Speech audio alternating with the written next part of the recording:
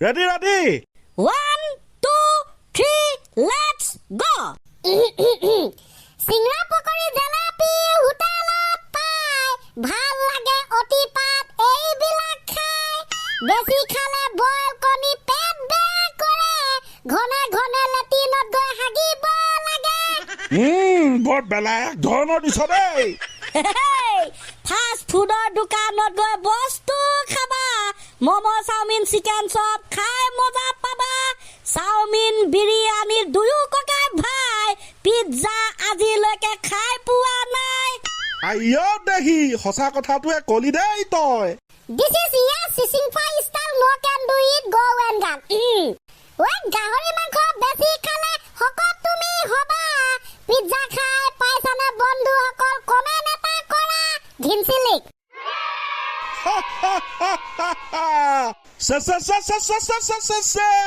বৰ্তমান আমাৰ ইয়াত বৰষুণ দি আছে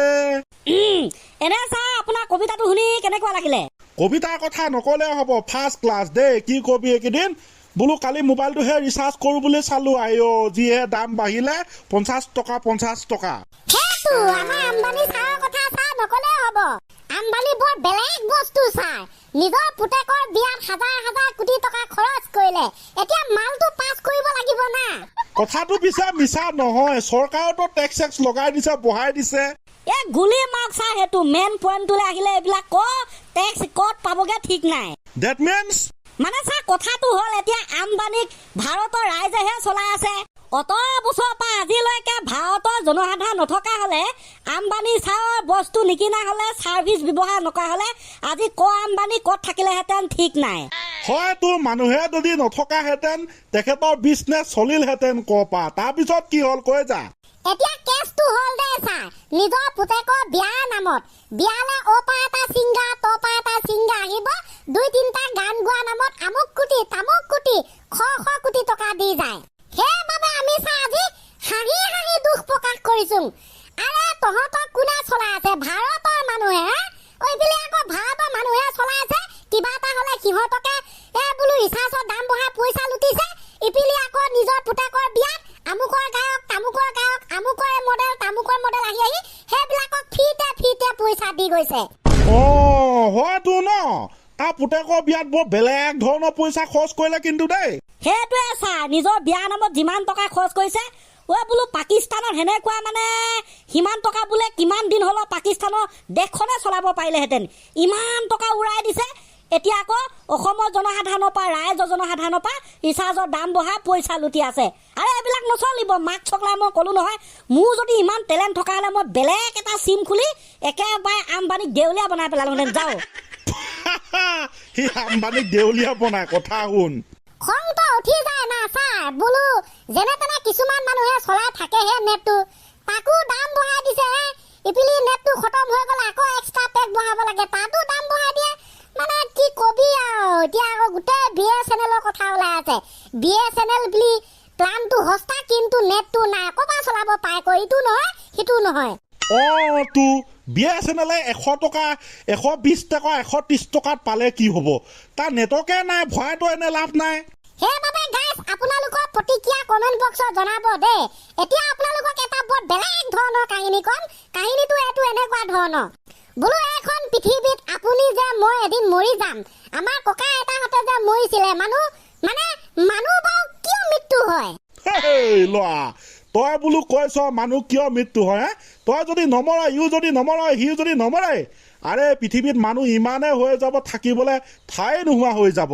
সেইটোকে আমি বুজাইছো ছাৰ কিন্তু ইয়াৰ এটা আধ্যাত্মিক কাহিনী আছে দেই পূৰ্ব জন্মৰ কথা পূৰ্বপুৰুষৰ কথা আমাৰ ভগৱান প্ৰভুৱে মানুহ সৃষ্টি কৰি মানুহ আকাৰ বনাই প্ৰদান কৰি জন্ম দিয়া পৃথিৱীলৈ পঠাই দিয়ে তাৰ পিছত বোলে পৃথিৱীত মানুহ জন্ম হোৱাৰ আগত আমাৰ ভগৱান প্ৰভুৱে কয় তই পৃথিৱীলৈ যে যাবি এদিন মৃত্যু হবি না নহয় এদিন মৰিবি না নমৰ যিটো মানুহে কয় বোলে নাই মই চিৰদিন থাকিবলৈ বিচাৰো মই নমৰো এই যে নমং বুলি ক'লে সেইটো মানুহক কিন্তু ভগৱান প্ৰভুৱে বোলে পৃথিৱীত জন্মই নিদিয়াই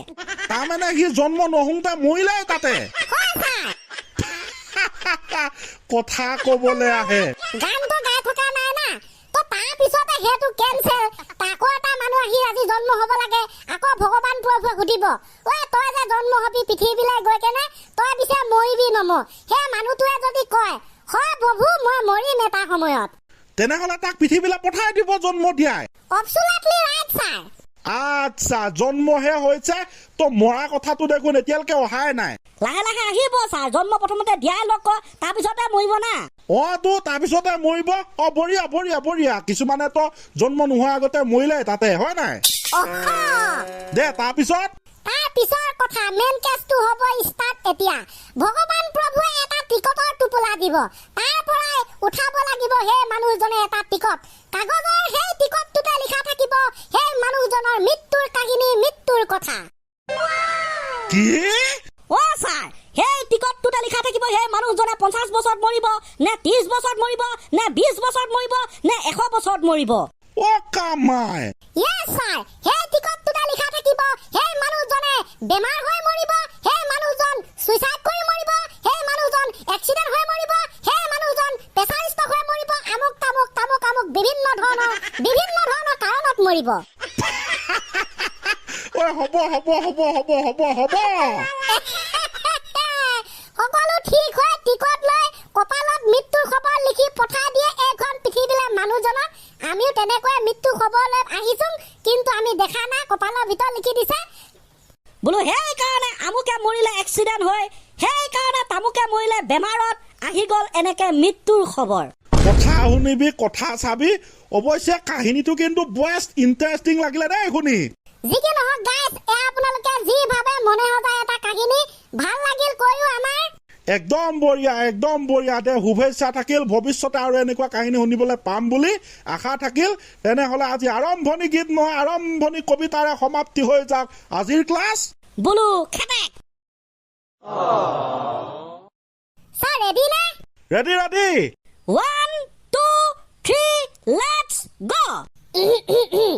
চিংৰা পকৰি জেলেপি হোটেলত পাই ভাল লাগে অতিপাত এইবিলাক খাই বেছি খালে বইল কণী পেট বেয়া কৰে ঘনে লেট্ৰিনত গৈ হাগিব লাগে বৰ বেলেগ ধৰণৰ দিছ দেই ফাষ্ট ফুডৰ দোকানত গৈ বস্তু খাবা ম'ম' চাওমিন চিকেন চপ খাই মজা পাবা চাওমিন বিৰিয়ানীৰ দুয়ো ককাই ভাই পিজ্জা আজিলৈকে খাই পোৱা নাই আইঅ দেহি সঁচা কথাটোৱে কলি দেই তই This is yes sising five style no can do it go and gun ঐ গাহৰি মাংস বেছি খালে শকত তুমি হবা পিজ্জা খাই পাইছানে বন্ধুসকল কমেণ্ট এটা কৰা ঘিনচিলিক